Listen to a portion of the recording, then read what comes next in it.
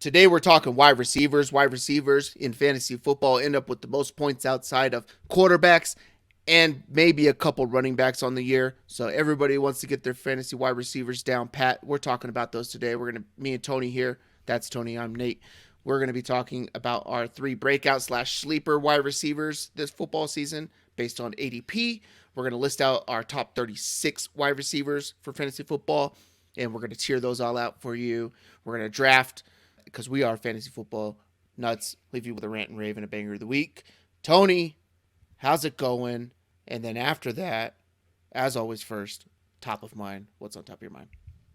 Hello, Nathan. I am very joyful to be here. Delighted, cheerful. Those are also words I would use to describe my current state. Found a lot of synonyms for just happy to be here. I'm just being jocular. That means humorous or playful. Top of mind for me, fitness, health. It's on my mind because the Space Force just switched to wearables. I got one on right now. There you go. So think like Fitbit type trackers. These are Garmin's. And I'm loving it. I love it. We're in a group. There's like a competition aspect to it, kind of an accountability thing, right? Because you can see what everyone's doing. But exercise is important. And I think it's kind of overlooked by the masses, but it's been proven to not only benefit your physical well-being, but also your mental well-being. And Nate, I did some research. I primarily looked at studies from the National Library of Medicine. So, think peer-reviewed shit. But exercise can help reduce anxiety, depression, negative moods, kind of like mood swings, by helping with your self-esteem and just like your overall cognitive functions. Sounds pretty good. And the study wasn't based on like marathon runners or elite athletes. As little as 30 minutes of exercise from normal people like you and me, you and I, 3 times a week can achieve the aforementioned benefits. So get out there, go for a walk, touch some grass. That's top of my mind. What you got?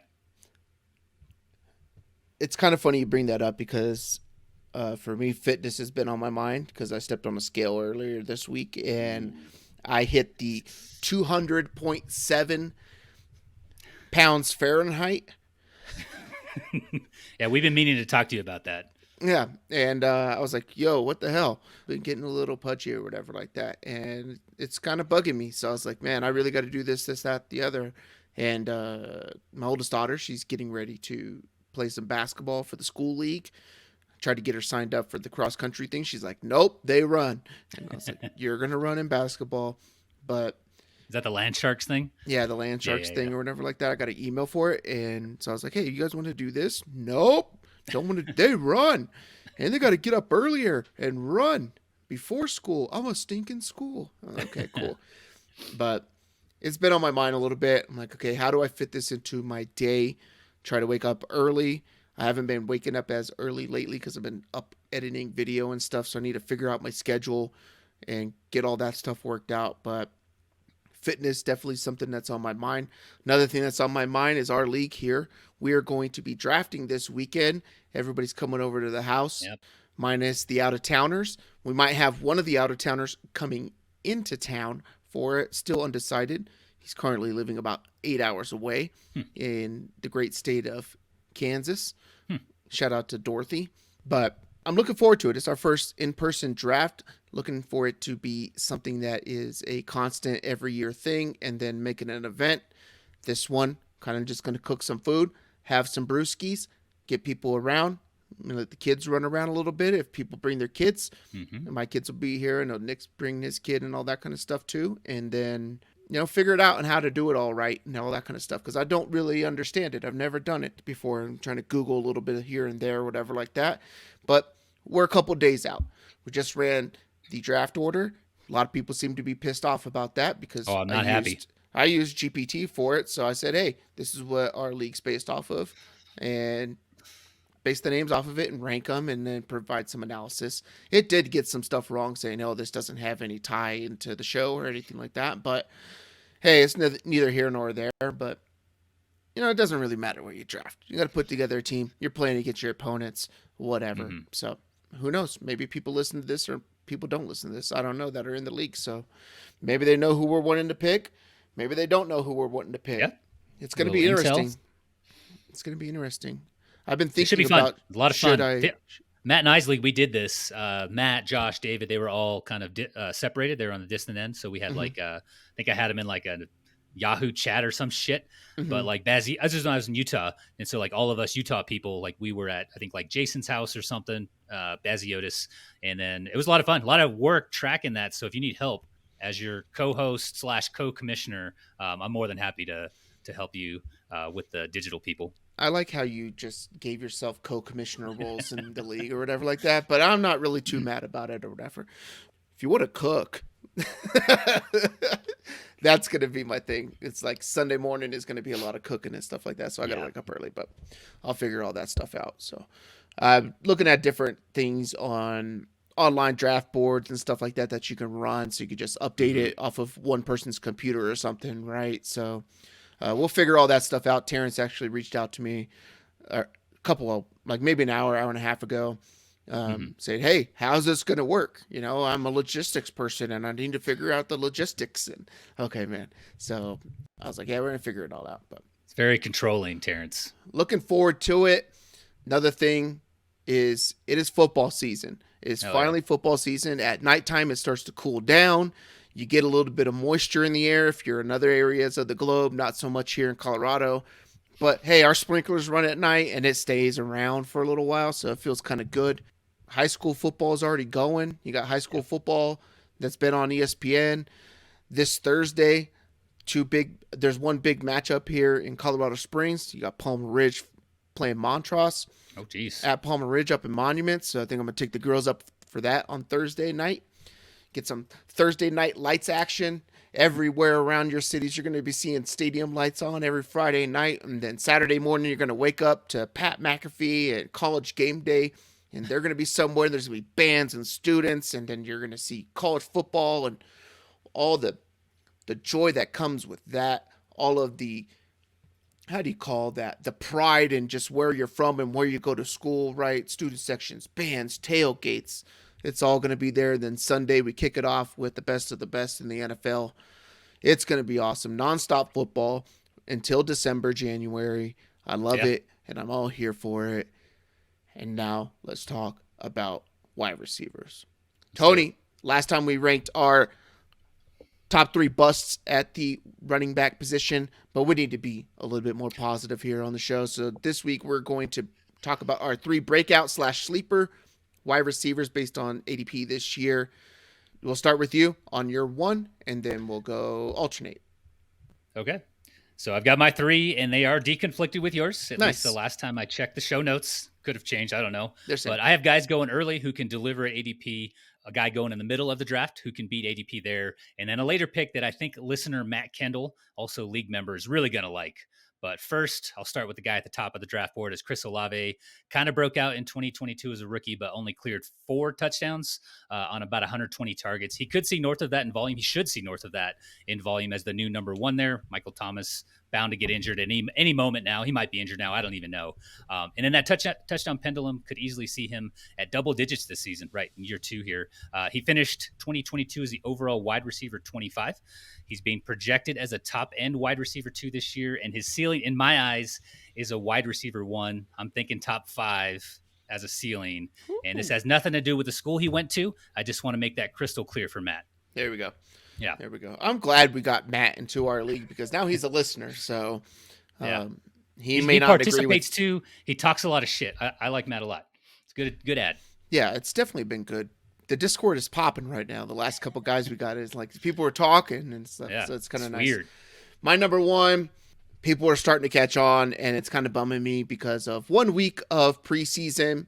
But my number one is Romeo Dobbs at an ADP of 152 in NFFC. Dobbs is being overshadowed by Christian Watson when he outscored him last season in 2022 in 66% of games in which they played together. He's the forgotten guy who will service as a solid wide receiver 3 for you in 2023 with wide receiver 2 upside. That could be a difference maker for your fantasy teams. Later on, I'll end up talking about it as we get into the tiering and stuff like that, but Dobbs has been my dude to get late. Like Dobbs and a couple other guys, maybe one that you're going to name too, but Dobbs is a dude I was looking to get late because he plays the role in that offense where they feed the ball, and Christian Watson's stuff last year was him taking that during injured times for Dobbs. So his 4 week stretch. You're Yep. number 2. And that offense doesn't look so far in the preseason as bad as I think we thought. Like they actually look pretty decent. Like Yeah, I've liked what I saw from Love and in that offense so far. they're probably not competing for that number one pick like I projected. Holy crap. No, not at all. Hope you didn't bet that. My number 2, though, is Jahan Dotson going as the wide receiver 37, with Terry F1 McLaurin going as the wide receiver 24, in a passing offense that may be a little more ambiguous than we're being led to believe. Other words for ambiguous are cryptic, obscure, or one of my favorites, dubious.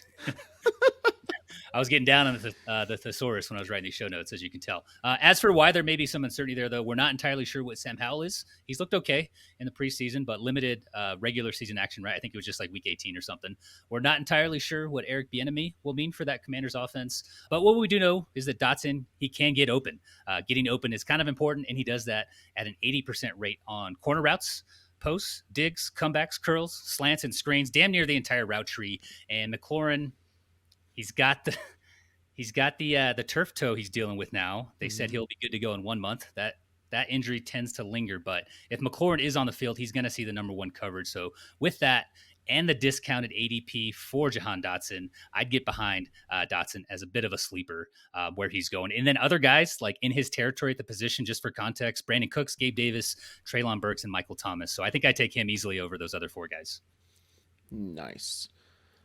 Last week, you were red pill Tony. This week you're thesaurus Tony. Thesaurus I Tony. like it. We need we're gonna have to change your X Twitter handle every single week. It's gonna be awesome. But my number 2 is gonna be Paris Campbell. So he signed a 1-year deal with the New York Football Giants that includes a $3 million base, $100K per game roster bonus. So that's 1.7 million U.S. American dollars in total, and $2 million in incentives. Like every other wide receiver in New York, he's a true slot receiver.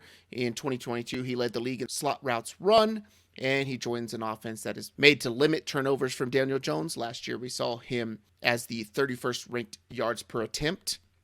The slot role is wide open in New York, and Paris Campbell is by far the best of the bunch. It will depend on whether or not he can gain the trust for targets here, though, because they got Darren Waller, who's going to demand a bunch of them over the middle. Saquon's going to get a bunch of the dump off.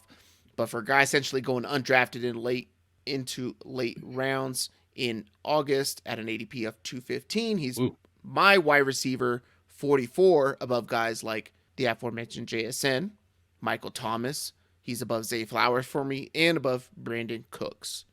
That is with me projecting that he's going to win out that slot receiver role. That's value. That's what I call value, Nate. Yeah. And I don't know if you've watched any of the Giants preseason action, but it's pretty much Darren Waller first read, gotten most of the targets when he's on the field with Daniel Jones. And then after that, it's Paris Campbell. He's gotten probably this, from what I've watched, the second most targets. I haven't actually looked at the numbers with Daniel Jones on the field, but he's looked good in the limited action he's had. My third and final here, Elijah Moore being drafted as the wide receiver 48 overall pick 113. Way back there. This dude's route tree is pretty good if you haven't seen it. There's only a few routes he isn't having an 80% plus success rate on, aka that's getting open, and that's the corner routes and the post. He's at 74% on slants, but above 80 on curls, digs, outs, flat route screens, and then 9 routes he's had a lot of success on. If we're projecting the Browns to have success this season, and we have Deshaun Watson well within our top 12, you and I both do, there's no reason Elijah Moore should be going as damn near a wide receiver 5. Also, how soon we forget about his breakout at the end of 2021. Really the last time he was used, right? 2022 was kind of a shit show with him and the team. But a season before that, he was a solid wide receiver 2 down the stretch, averaging 17 plus fantasy points per game. When I looked it up, it was like 17.3 half PPR, probably like 18 PPR. But that was for the Jets. And I'll have shares across the board just with where he's going currently in drafts. Nice. And that's the one Matt is moist over. Guaranteed. Love us some Cleveland Browns. Yeah. Oh, dude, I can't wait till Cedric Tillman's playing big time snaps when Amari Cooper's out next year. Him and Bell have looked really good, and I think they've helped DTR, UCLA alum there, look really good in the preseason. We're bleeping out that university's name. My number 3, people may say he's not a sleeper based off where he's going, but I think he's a sleeper based off where he's going, and that is Deebo Samuel. So he's a year removed from being wide receiver 3 and missing the final 4 weeks of the fantasy season. I'm not sure we can call him a deep sleeper or a breakout candidate, but I believe he needs to garner some respect here. As the wide receiver 17 off the board at an ADP of 39, he comes into 2023 a different man per reports. He's a lot thinner. He's a lot more mobile. He's a lot more agile. His mentality inside the locker room is completely different, completely business focused, there to make an impact, understanding that the Niners window is closing. He's Christian McCaffrey, basically, who plays wide receiver for the team. And with 3/5 of the offensive line being a question mark for the Niners, I can see him going back to more of that 2021 role where he created some space for the offense and some time for the quarterback by being in the backfield, running motion, jet sweeps, different stuff where they have two backs. He stays back, McCaffrey goes out. I think he's going to be a big focal point of that offense to create a bunch of misdirection for defenses. He's basically the leader of the offense, and when Debo's on, he's on. The team is booming, right? You got him and Trent Williams lead the team out of the tunnel every single time. They're the heart and soul of the team. And right now, I think Deebo Samuel's being way too overlooked. People don't want to draft him because they're worried about that other stuff. Or Christian McCaffrey. People love Brandon Ayuk. Give me Deebo Samuel at the end of a second round, beginning of a third round. That's where I would have him valued at. But you're going to get him later on in the third, potentially in the fourth round, depending on who you're drafting with. That is that. I think I'm on opposing ends here. He's going. So yeah, you mentioned he finished as a wide receiver 3 overall, wide receiver 38 PPR last season. 2 years ago, he finished wide receiver 3. Yeah, overall, like the wide receiver 3. Yeah. Sorry, going as a wide receiver 17 on ESPN PPR right now. Brandon Ayuk's going as a wide receiver 34, and we'll get to him when we get into these tiers. But I think I'd pass on Debo and take Brandon Ayuk a little bit later. But I can see him if he stays healthy. Debo, he's going to be a wide receiver 1. I like the teams know that Brock Purdy has chemistry with George Kittle too. Oh, yeah. So you have Christian McCaffrey going one way. You have Debo going the same way, right? Creating levels while Kittle is coming the opposite way. Yeah. So I like it's not fair. Kind of stuff. Yeah. It's just not fair what they have. Yeah. I hate you. Nope. Sucks to be a Rams fan. All right. Let's move on. Let's move on. So we are going to list our top 36 wide receivers for the fantasy year in 2023. So we're going to do the same thing that we did with the running back, where we're going to list out our entire tier that we have them at. We're going to go from 36 to 1, and then we will highlight one of the guys within the tier. So I have 5 tiers, I believe it is. Yeah, I have 5 tiers. I don't know how many you got, but coincidentally, I've also got 5 tiers. Nice. It's weird how this keeps working out. I don't understand. It's almost like we're playing swords. So I'll let you go. Start out with your 5th tier, name them all off, and then we'll go from there. All right, this is a big tier. This is a girthy tier, Nate. Yeah. Forewarned listeners here. We'll start at 36, though, and work our way forward here up the ranks. So at 36, in tier 5 for me, I have JSN. He did suffer a broken wrist, but should be ready to go week 1 or so. Pete Carroll says, if you believe that, I don't know if I do, but he should still be good to go. He wasn't going to get off the ground right away anyways. After that, Jahan Dotson, Michael Pittman Jr., Mike Williams, Hollywood Brown, Drake London, Christian Watson, Christian Kirk, 2 Christians there, Tyler Lockett, Terry McLaurin, DeAndre Hopkins, Brandon Ayuk, and then Mike Evans, the one I'm going to talk to here. He's a little bit older, so this is the top of this tier, but there's no reason for where he's getting drafted right now. He's going as a wide receiver 30. I have him at the back end of my wide receiver 2 group, and I think that's a value. Dude just collects 1,000-yard seasons like they're infinity stones. He's had worse at quarterback than Baker. He was just declared starter, just named starter, I believe, today or yesterday. And it's a team we all project to be in a lot of favorable situations for that passing game, i.e. they're going to be losing a lot. Yep. So I like Mike Evans a lot. I think he's a value, but that's my tier. What do you got? Nice. I like Mike Evans too. So at my 36, I got Kadarius Toney. That's going to have a little asterisk next to it, right? Because you might want to get just some Sky Moore in there. It looks like he's going to be the second one for that role. Rashee Rice also into that role as MVS plays the X, right? So MVS is going to play the X. You got Kelsey at the Y. And then the other outside wide receiver that's going to be there is the Z. That's Toney right now. So Kadarius Toney, but you can basically handcuff that situation all the way down the board. Kadarius Toney at 36, Christian Watson 35, Brandon Ayuk, Deontay Johnson, George Pickens, Christian Kirk, Romeo Doubs at 30, Chris Godwin, Cortland Sutton, Michael Pittman, Mike Williams, Garrett Wilson, Mike Evans, Jerry Jeudy, and finishing out at 22 is DJ Moore. The one I'm going to highlight here is Christian Watson, so this ties to my Romeo Doubs take earlier, but I initially put this under Doubs when I was like, okay, we're going to highlight one of them. That's the one I want to highlight, but when I thought about breakout sleepers, I was like, I got to have Doubs in there because that's my dude. So outscored by Romeo Doubs in 6 of 9 games when they both played together for full game last season. So some of those a couple of them are like when Doubs got hurt or Watson got hurt or whatever it was, right? Or whatever the situation was. Yeah. But Watson's production will end up being for big plays, and it showed in 2022 when Doubs was out due to injury, where he had one of the greatest 4-week stretches of all time in fantasy football history. He was scoring over 25 points a game. Over those 4 games, Watson, he didn't score over 25. He scored 24.8 fantasy points per game and averaged 6.7 in games where he and Doubs played together. So I really like this take a week ago or a month and a half ago, right, when we were starting to talk about this kind of stuff, because people started to see it, and all of a sudden, every fantasy analyst person, oh, Romeo Doubs, a dude, he's going to be the guy, right? And everybody was like Christian Watson at the wide receiver 2 level for this offense, and I just think that's out of whack. So don't draft yourself some Christian Watson over Romeo Doubs when you can get Doubs, 10 rounds into the discounted. draft. 13 rounds into the draft when Watson's going to be up in that 6, 7, 8, 9 range. Yeah, Nate snuck Garrett Wilson in there. I don't know if you guys heard that here in his tier 5. Yeah. Cool.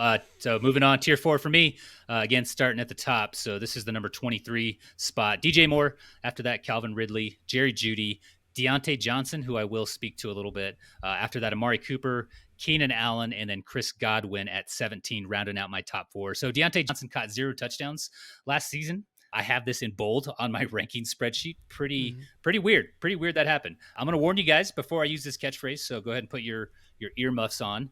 Deontay Johnson's going to see some positive touchdown regression this year. Take him off.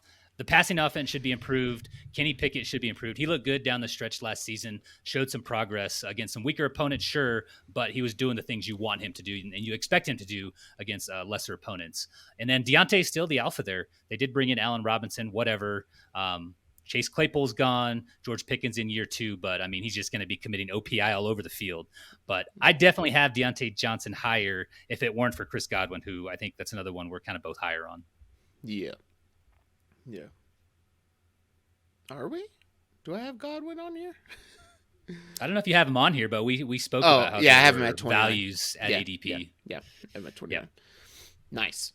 I like Deontay Johnson. I like that whole Pittsburgh thing. I like everything in Pittsburgh, dude. I like Pickens. I don't care for Freiermuth. Whatever. I don't want to draft Freiermuth in those rounds. Like, I'd rather just get one of the top dudes or go down to Dalton Schultz. Yeah. Or Dallas. Don't tell anybody about Jake Ferguson. So we'll talk about that in the next episode. But from 21 to 15, I got DeAndre Hopkins, Terry McLaurin, Drake London, T. Higgins, Devonta Smith, Keenan Allen, as you mentioned, and Chris Olave at the 15. I'll touch on Keenan Allen. His start to 2022 was hampered by a hamstring injury. But what I really like to see is that he came back after that in week 11 and was the wide receiver 7 through week 17. So that's what we care about up to week 17, right? He was wide receiver 7. Add Kellen Moore, who's going to be pushing the pace and stretch the field with Mike Williams and Quentin Johnston. And I think that all the underneath games going to Keenan Allen in this offense is where I see a bunch of those targets that I project not going to Austin Eckler, going to, right? They want to push the ball down the field, forward pass, not behind, and figure out if everybody else can block, right? So when all your wide receivers are sitting there blocking all the time, there's more chances for them to get rolled up on. But Keenan Allen has a history of being injured, but for the last few years, he hasn't been injured, minus last year where he came into it after week 1. Boom, injures his hamstring. Believes he came back a little bit too early from a strain and ended up injuring himself too much and trying to push it right. But being able to play those last games of the season into the playoffs, hamstring's not an issue for me. So give me Keenan Allen, completely disrespected at 16, even for me. but someone that you know that is going to get you target, right? And Yeah. he's a little bit older, but the dude could still ball. Oh my god, I got burps. The dude could still ball. So give me Keenan Allen at 16 for all the marbles. Nate, again, quietly sneaking a guy like T. Higgins in here. What was that, tier 4 for you? Yeah, 18. Hey, we like Joe Mixon here, man. We like All Joe right. Mixon. All right. That's fine. Tier 3 for me. So tier 3 is going to start at 16, go to 11. So at 16 at the top of the tier here is Debo Samuel. I think you have him a little higher. After that, Garrett Wilson, Devontae Smith, T. Higgins, DK Metcalf, and Chris Olave. I'll speak to Garrett Wilson since you're just going to roll right over it. You got him back there in tier 17 or wherever you have him. He's not too far back. 25th best wide receiver in the league. Worth noting that ESPN has Garrett Wilson at wide receiver 10. Yeah, I'm back a few spots. Nate's back a lot of spots. Mm-hmm. And it shouldn't be a secret if you've listened to the last few episodes. We're both lower on the Jets than the general public, but we've talked about the expectations for New York. It's a deep playoff run, possibly Super Bowl or bust, probably. So high expectations, right? Lots of pressure. The lights just being in New York on one of the coasts. They still have issues at offensive line. They didn't really solve those. Rodgers is another year older. He's like 49 years old. He's in a new situation. The receiving core features Garrett Wilson. That's great. We like him, right? He's a good player, but it also has Corey Davis. He's good, former first-round draft pick. Aaron Rodgers brought Randall Cobb, fucking 72-year-old Randall Cobb. He brought Alan Lazard. The Jets signed Mecole Hardman. There's just so many mouths to feed, so many pretty good receivers there, right? So I don't see how everything gets funneled to Garrett Wilson. Like, that would be a mistake for that offense. So just a lot of mouths to feed. Again, they're all decent, even Cobb, who's a little bit older. So I'm just behind the market on Garrett Wilson. Nate is too. And if we miss, we miss, right? Yeah. And if we're right, it's a phenomenal victory lap, and we're going to take it. Yeah. Garrett Wilson feels like a guy who's like a good trade candidate, like week 5, 6 or something like that, as the Jets are just stumbling to get wins, right?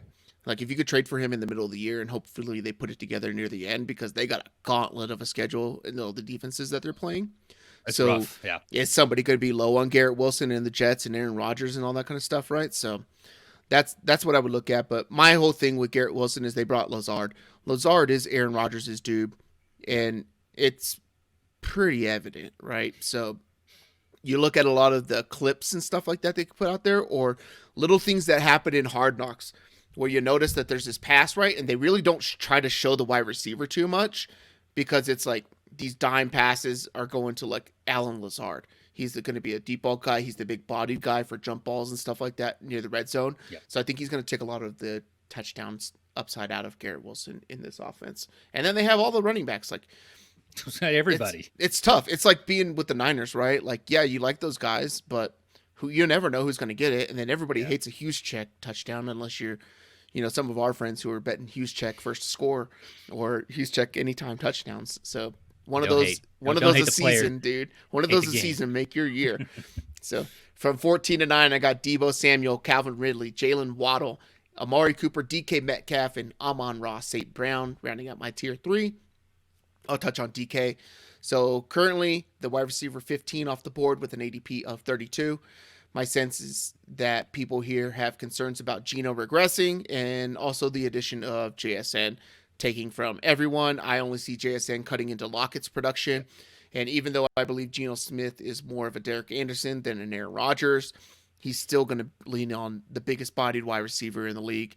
And he's just going to be able to throw it up. Hey, I need a first down. He'll body him up, get a catch, boom. He's going to be the guy near the end zone as well. Throw it up.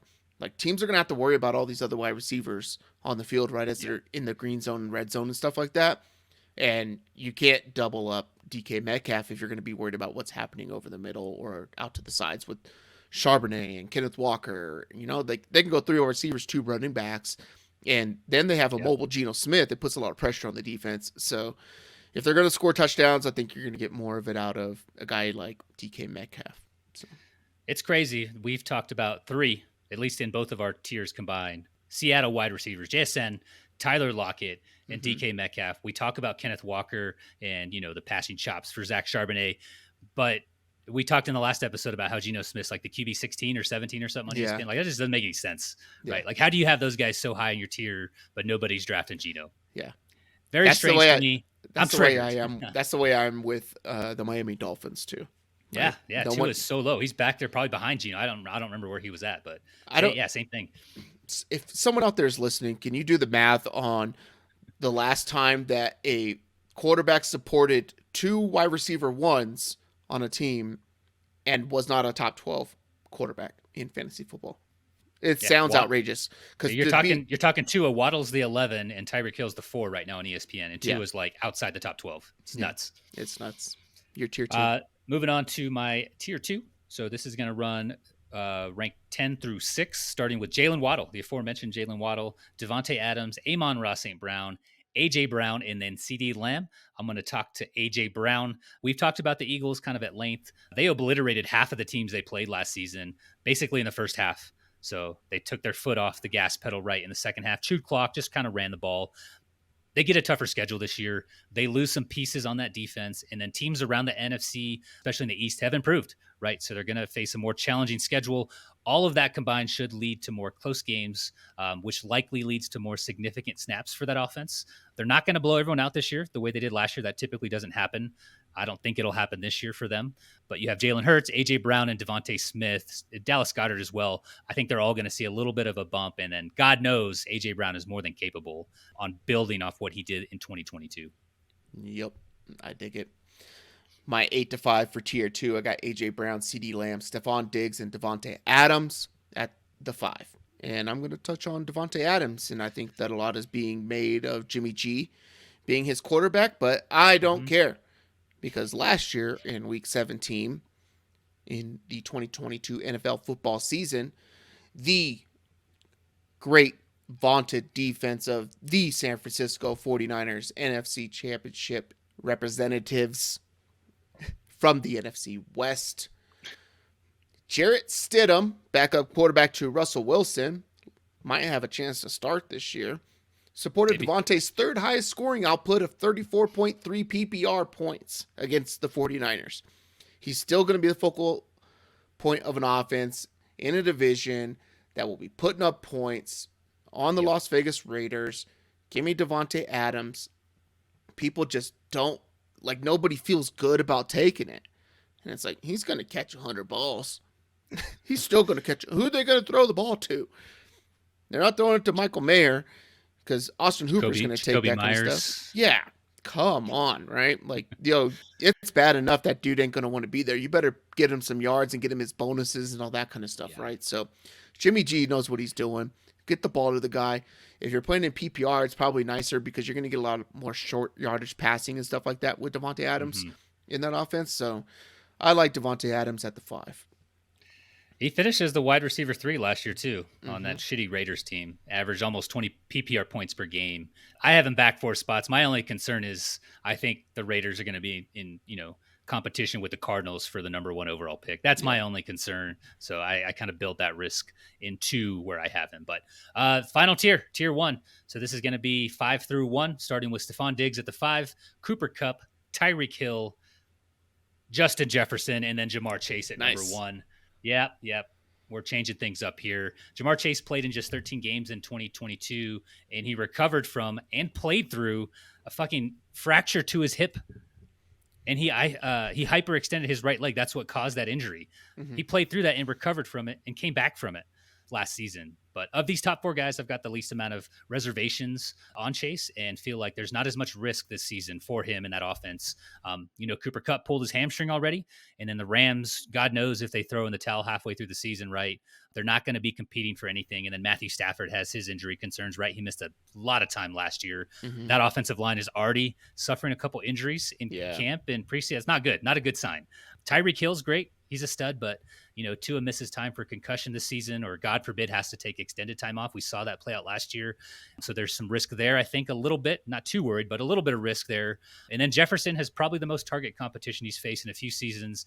And TJ Hawkinson, who's kind of breaking out a little bit, looked much better there than he has in Detroit. Rookie first round pick in Jordan Addison. And then KJ Osborne, who never gets the respect he deserves. I like Justin Jefferson. I think he's a stud, but that's a boring pick. And I'm a huge fan of the Bengals offense this year. We both are. So I got Jamar Chase as number 1. Nice. Nick will like that a lot. I battled with that. Number 1. But Not really, because I in know. my number 4, I got Cooper Cup, then Justin Jefferson at the 3, Jamar Chase at 2, and I like that. my guy, Tyreek Hill, at number 1. We all know the ability of Tyreek, the offensive scheme, and how he's the biggest threat in the NFL with the ball in his hands. But my take has nothing to do with the offensive side of the ball. In 2022, the Miami defense ranked 24th in points against and 25th in time of possession against. Add Vic Fangio, and I have them being a top 5 defense this year in the league, equating to more possessions for the offense, an opportunity for a guy who finished 2022 as the wide receiver 2, just 1.5 points per game behind Justin Jefferson, with a quarterback who was getting concussed, all the emotions that come with that, and like it happening again, right? And all the stuff that happens with that mentally on a football field. Give me Tyreek Hill, number 1. I think he's going to break the reception record. What is it, like 148, 149 or something like that? He's talking about 2,000 yards too. Yeah. I mean, the guy's just get the ball in his hands and just let him do something. But I just think it's more so on the defensive side. Like, they held the ball. They only had the ball, I think it was like 48 or something like that %, right? But if you change that to 53, 54, I think they're going to lead the league in time of possession, which is crazy because they're going to score so fucking fast. But teams are going to they're going to move into kind of that Kansas City Chiefs realm, I think, a little bit, where they're going to have to get up, and then Fangio's just going to be able to let it loose, and defense is going to be able to roam with 7, and they're going to rush for it and get some pressure. Their defense actually looked pretty damn good in the preseason, like their schemes and stuff like that. Some of that defensive stuff is looking nasty. Like guys in Houston look sick too, and I'm like, oh man, it's so fast and it's so good. But Tyreek Hill, nothing to do with the offense, mostly to do with the defense that is there. Give me Tyreek Hill number 1. Vic Fangio is good at what he does. I think he does that best, right? Subpar head coach, but I can see that 3 or 4 more possessions a game that could lead to, a handful of more targets, a couple hundred extra yards, a couple more touchdowns throughout the season. That easily puts him above, where Justin Jefferson finished last year. I like it. Yep. Cool. Let us know if we're bozos. Let us know if you're a bozo. Let us know who you like in the list, who you don't like, where would you move it. Comment down below, like that stuff on YouTube, subscribe so you can see all the new stuff that comes out every single time we do these type of things. Speaking of the top 36 wide receivers in the NFL, Tony, we're going to draft, like we did last week with 24, the top 5 athletes, our favorite athletes to ever wear the number 36. Do you want the turn or do you want the 1? Do you want to be the guy who puts his love child next to his other love child 2 episodes in a row, or do you want to be a man? I don't know what that means. I don't know what that means. I'm just making stuff up. Dude, this was tough. Like the number 36, not a number a lot of athletes wear. A lot of famous athletes, legendary I just realized I fucked it all up. Athletes. I just realized I fucked it all up. Yeah. Because I actually went down a list of 34. Oh, Jesus.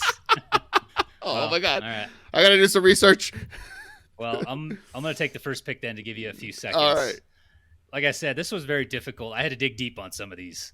I had to dig deep and even use some alternate jerseys that players wore like later in their career, but it's still going to count. But I'll kick it off with the bust, Jerome Bettis. I think he was originally drafted by the Rams. Obviously, we all know him from his time with Pittsburgh. 6-time Pro Bowler, 2-time All-Pro, obviously got a Super Bowl. First pick off the board here, Nate. Give me Jerome Bettis. I hope that was enough time because I didn't write much for him. Yeah, we're good.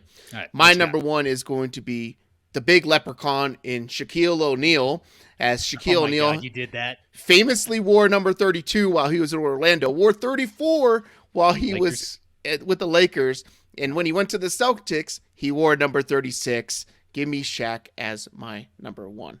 Yeah, because I think the 32 and the 34 were retired in Boston or something like that. Yeah. Yep. Who was your number 1 again? Jerome Bettis, the bus. Oh, yeah, the bus. Yeah. Good one. Cool. Let me see. My number 2. Holy cow.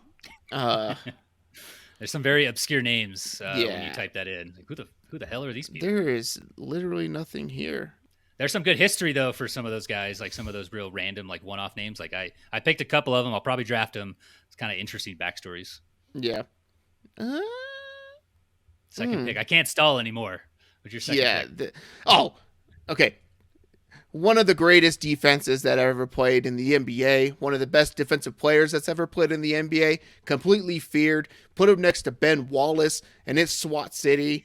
Rasheed Wallace, he's going to throw haymakers, lefts, rights, uppercuts, tops, bottoms, left, whatever it is. Give me Rasheed Wallace with my number 2. So I was going to pick him, 4-time All-Star. Yeah. Won the championship in 04, stole that from the Lakers. He actually switched to number 36 in 2004 to honor his brother who died at the age of 36. So kind of a sad story. And then, as you mentioned, he's the NBA's all-time leader in technical fouls. Yeah. He's so good. That's a fun stat. So good. So next pick here for me. So I got the bus with my first one. Second pick here in the second round for me is going to be Brian Westbrook. So a stud running back from the Andy Reid Eagles, McNabb era. Caught a shit ton of passes, ran for over 6,000 yards in his career, scored 41 touchdowns, got 2 Pro Bowls, all-pro selection, and definitely a fantasy player. Probably a majority of us had some shares of, right? If you played any time in the last, 10 years, 15 years? Mm-hmm. So Westbrook off the board. I had Rasheed Wallace as my next pick, so thank you for that. Now, next, we'll switch to baseball. So this is, I'm going to say his last name wrong, Mike McCluskey. Born in 1903, so just a little bit older than Terrence Dunn.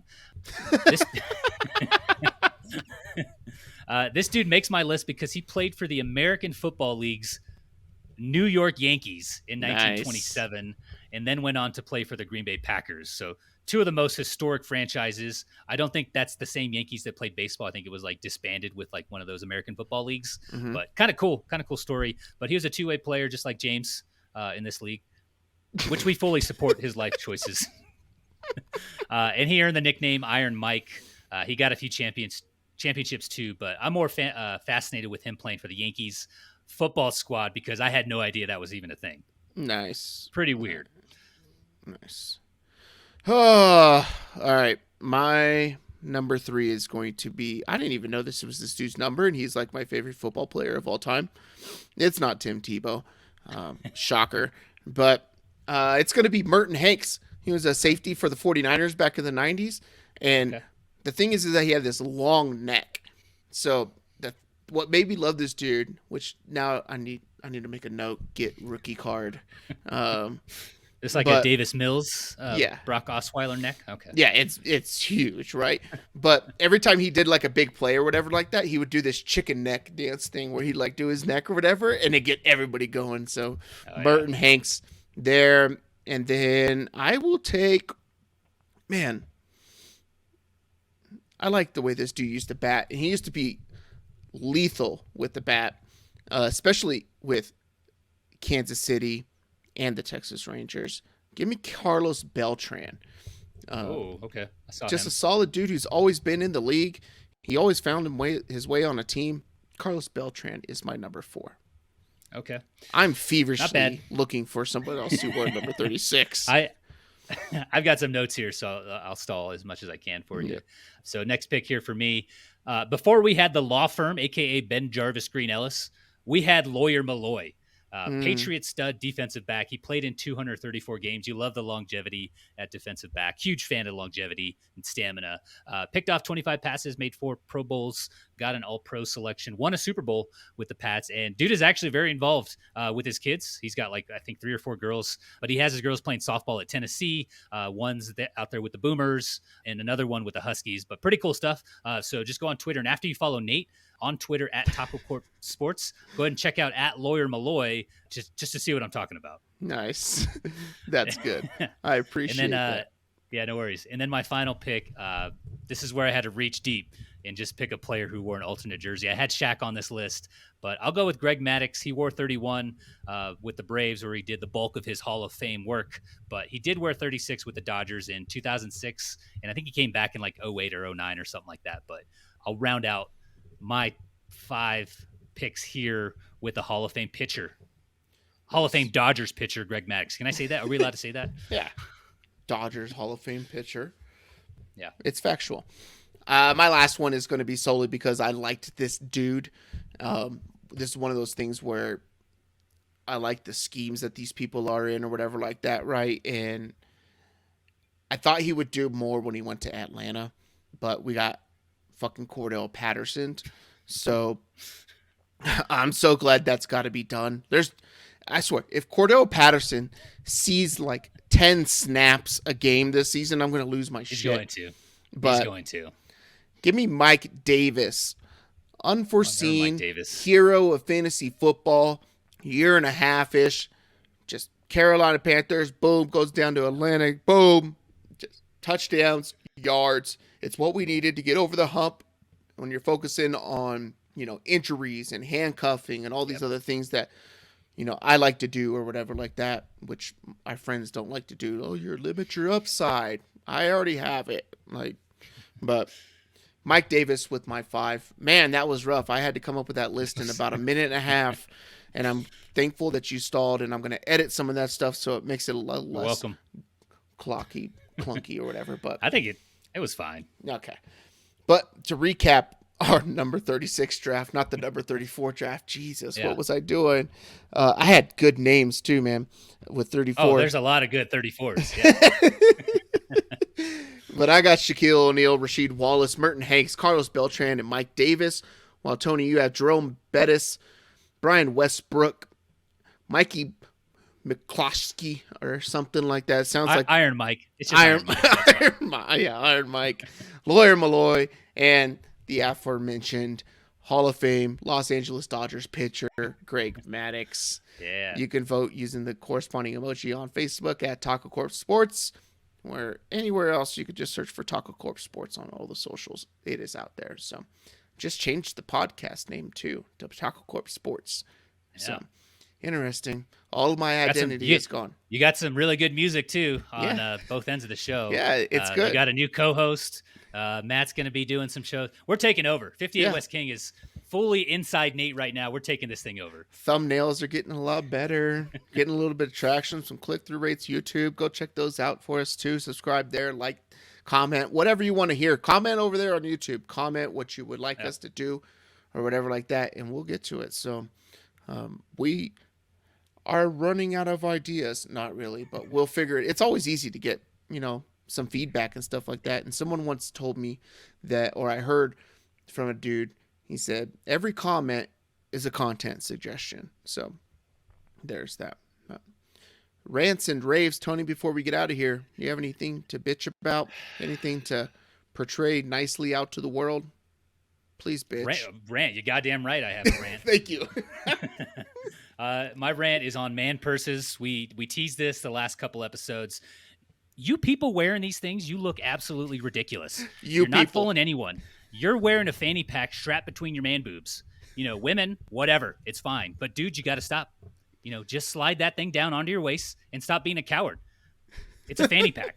And I'll go one step further. Stop accessorizing with things that hold your shit, like inside a man purse. Mm-hmm. And put your cargo shorts back on. You think you're too cool for those two? You're not. You're not too cool for cargo shorts. You're not too cool for a fanny pack. Take off the man purse. It's ridiculous. I'm triggered right now. I hate them. That's good. I don't. Do you like them? Man purse? No. I'm still a backpack guy, man. I'll always be a backpack. What do you even put it? You got your chapstick? You got your Carmex, or whatever the hell the little, what I'm talking about? For a man purse? You got your keys in there. You got a wallet. Yeah. What else you got? You got your checkbook. What are you putting in that thing? It's almost like dudes don't have big enough pockets. Like, you got a comb. You got a comb in there. I know AJ's probably got a comb in there for some reason.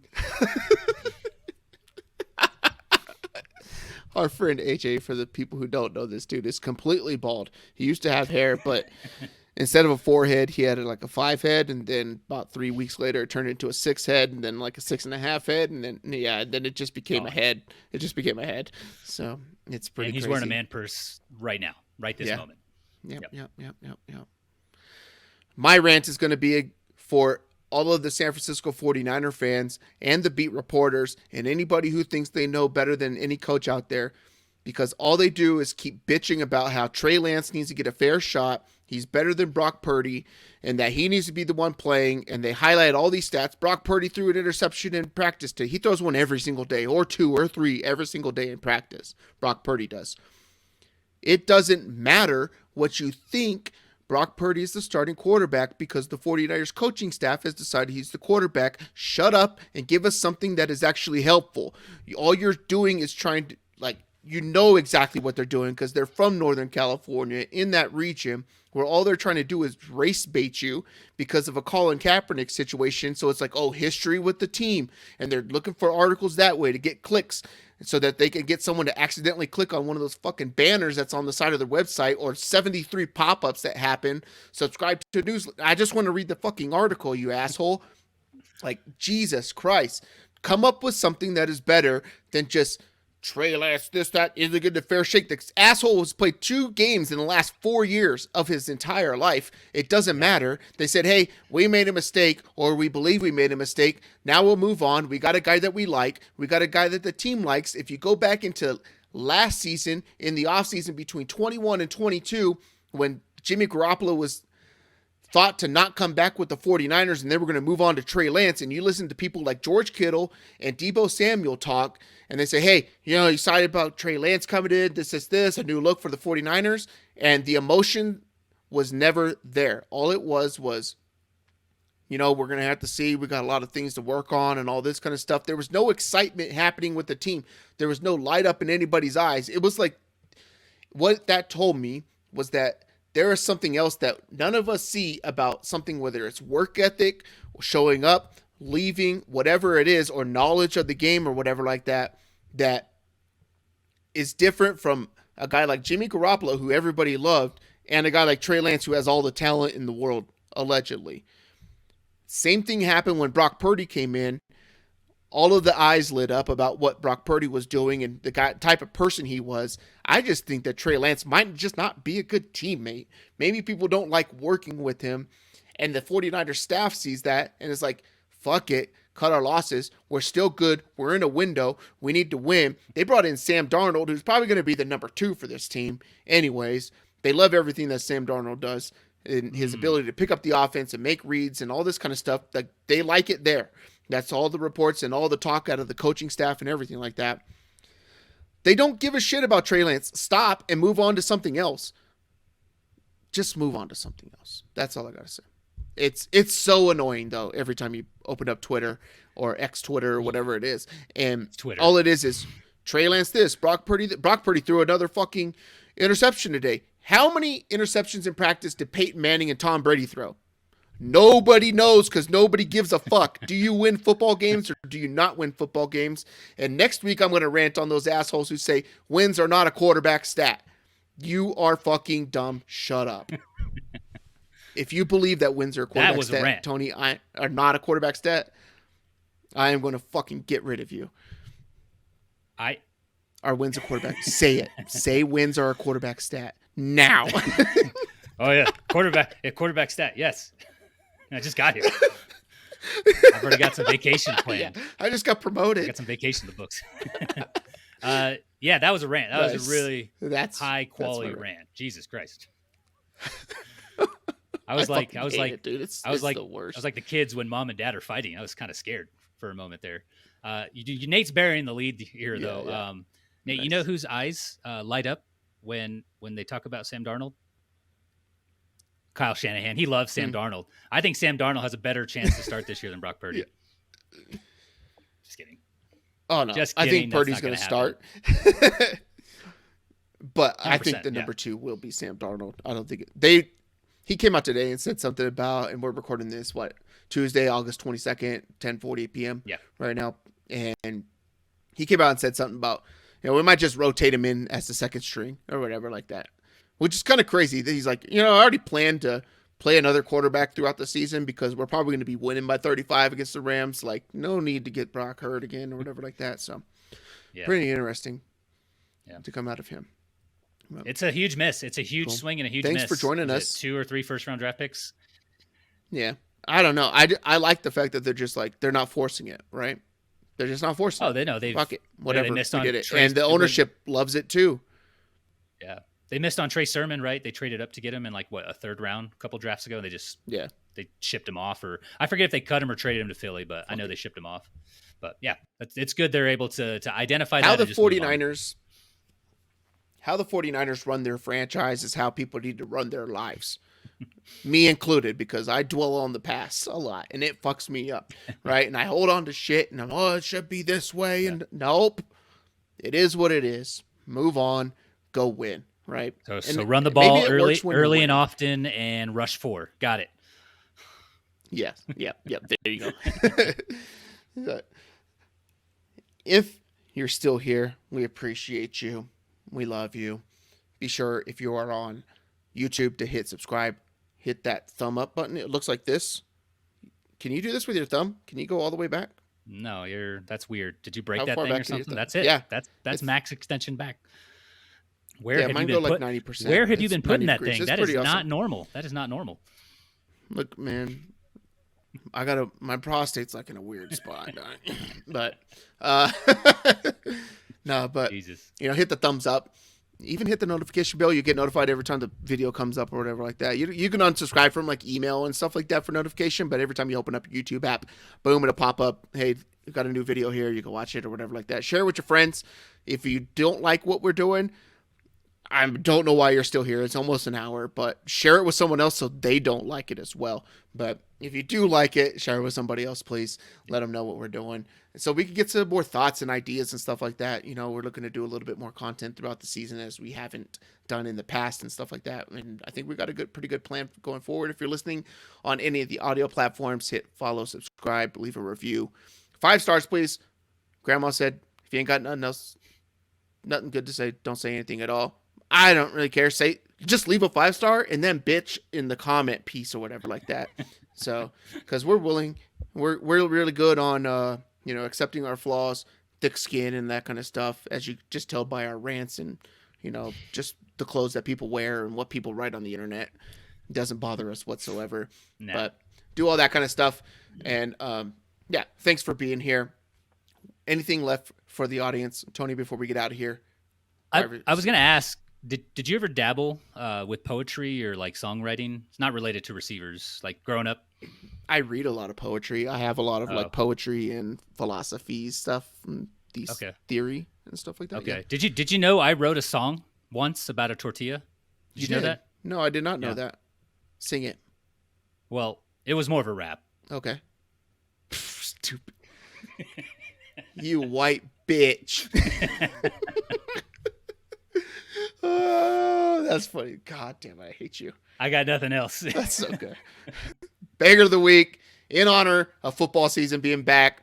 Thursday night lights, Friday night lights, Saturday night lights, Sunday night lights, Monday night lights, all of the lights. Kanye West, for Tony, I'm Nate. TacoCorp 94 in the books. Wide receivers are done. Love you, bye. Love you, bye.